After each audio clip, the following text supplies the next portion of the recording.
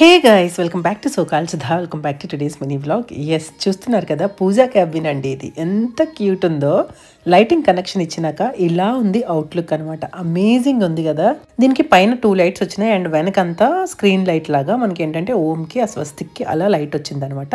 చాలా క్యూట్ ఉందండి. చాలా బ్యూటిఫుల్ గా అనిపించింది నాకు లైట్స్ ఆన్ చేసినాక. ఇక్కడ పువ్వుల రెక్కలు వేశాను కదా, అది పూజ కోసం కాదు, జస్ట్ డెకార్ కోసం. పువ్వుల రెక్కలతో అసలు పూజ చేయకూడదు, నేను ఎప్పుడు చేయను.